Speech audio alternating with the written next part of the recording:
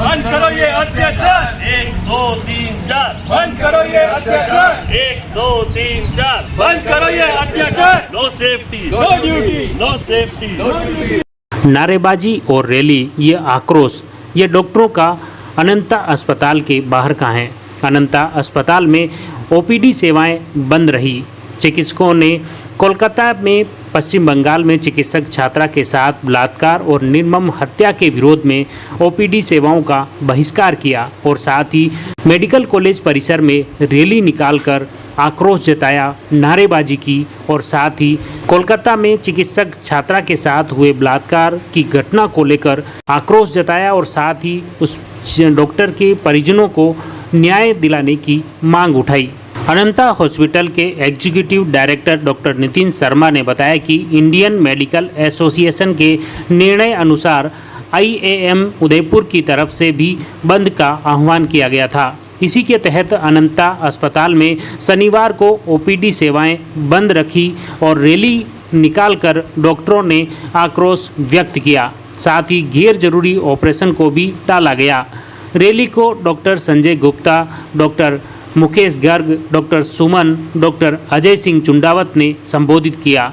अनंता अस्पताल में आपातकालीन सेवाएं पूर्ण रूप से बहाल रही, संचालित रही ताकि इमरजेंसी में आने वाले लोगों को कोई असुविधा का सामना नहीं करना पड़े। 1 2 3 4 बंद करो ये अत्याचार। 1 2 3 4 बंद करो ये अत्याचार। No safety, no duty, no safety, no duty. No safety. डॉक्टरों की हड़ताल से अस्पतालों की व्यवस्थाएं प्रभावित, लोग हुए परेशान।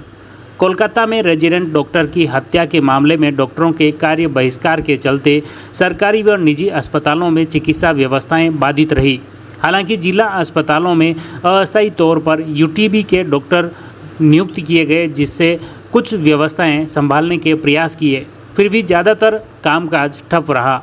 इस कारण लोगों को इलाज के अभाव में बेरंग लौटना पड़ा। हालांकि इमरजेंसी सेवाएं बाधित नहीं होने से लोगों के लिए राहत भरा रहा।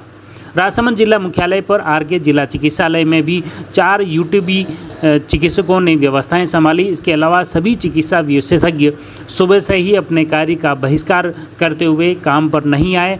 इस कारण आउटडोर का कामकाज सारा ठप रहा। इसी तरह नाथद्वारा के गोवर्धन राजकीय जिला चिकित्सालय, भीम के उप जिला चिकित्सालय, देवगढ़, आमेट, केलवाड़ा, देलवाड़ा, खमनोर, रेलमंगरा आदि अस्पतालों में भी कुछ इसी तरह की व्यवस्थाएं चरमराई। जिले भर में डॉक्टरों ने कार्य का बहिष्कार किया, जिसके वजह से अस्पताल में इलाज के लिए आए लोगों को बेरंग लौटना पड़ा। इसी तरह निजी हॉस्पिटल और क्लिनिक पर भी ताले जड़े रहे। इस कारण लोगों को इलाज के लिए काफ़ी परेशानी का सामना करना पड़ा। हालांकि निजी हॉस्पिटल में भी इमरजेंसी सेवाएं बहाल रही। हालांकि यह राहत भरा रहा कि अस्पतालों में इमरजेंसी सेवाएं बाधित नहीं हुई, जिससे आपातकाल में आने वाले मरीजों को नियमित रूप से उपचार मिलता रहा। इसी तरह राजसमंद फिजियोथेरेपी एसोसिएशन के आह्वान पर राजसमंद नाथद्वारा के साथ जिले भर में फिजियोथेरेपी क्लिनिक भी बंद रहे, जहां लोगों को काफ़ी परेशानी हुई। एसोसिएशन के अध्यक्ष डॉक्टर लाभेश जैन ने बताया कि कोलकाता में हुई घटना शर्मनाक है और चिकित्सकों की सुरक्षा के लिए विशेष कानून बनना चाहिए। साथ ही मृतक डॉक्टर के परिजनों को न्याय दिलाने की मुख्य मांग है। आइए मैं सर, आप जो धरना प्रदर्शन कर रहे हैं, जी आप कुछ कहना चाहेंगे? आज एक अभूतपूर्व हड़ताल पूरे प्रदेश नहीं पूरे हिंदुस्तान में हुई है, जिसमें सरकारी, प्राइवेट, मेडिकल कॉलेज, डेंटिस्ट, सभी जो चिकित्सा से जुड़े हुए चिकित्सा को सेवा दे रहे हैं, वो सभी आज हड़ताल पर हैं।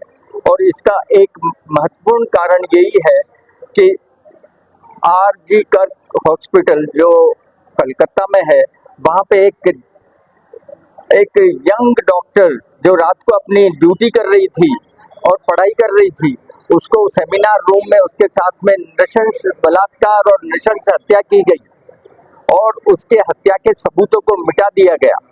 इसके विरोध में आज पूरा हिंदुस्तान का चिकित्सा से जुड़े सारे डिपार्टमेंट, चाहे वो फार्मास्यूटिकल कंपनीज हो, चाहे वो मेडिकल स्टोर वाले हों, चाहे डेंटिस्ट हो, चाहे सरकारी, प्राइवेट, मेडिकल कॉलेज, सब जगह आज हड़ताल है। सबसे पहले तो हम उसके लिए क्षमा प्रार्थी हैं जो आपको असुविधा हो रही है, लेकिन ये आवश्यक हो गया था। ये चीजें इतनी ज्यादा बढ़ गई थी कि रोज किसी न किसी के साथ में इस तरह की घटना होती रहती है। इसके लिए हम चाहते हैं कि एक सेंट्रल में एक कानून बने जो कि इस तरह की चीजों को रोकने में सक्षम हो। जो भी इस तरह से काम करे उसके खिलाफ एक सख्त से सख्त सजा का प्रावधान हो। जो हम कार्य कर रहे हैं, जिस वातावरण में, जिस स्थान पर हम कार्य कर रहे हैं, उसको एक सेफ जोन डिक्लेयर किया जाए। वहाँ पे कोई हथियार लेके घुसे नहीं, वहाँ पे गुंडा तत्वों की पहले एंट्री के समय चेक हो। नहीं तो क्या है कि अंदर आने के बाद में वो कुछ भी हरकत कर जाते हैं, मर्डर तक कर जाते हैं। तो इस चीज को एक सख्त कानून के तहत रोका जा सकता है। दूसरा ये कि जो हमारी बहन जिसकी ये नृशंस हत्या हुई है उसको न्याय मिले। और दूसरा ये कि ये जो कल्प्रिट है, जो आरोपी है, उनको कैपिटल पनिशमेंट मिलना चाहिए। धन्यवाद।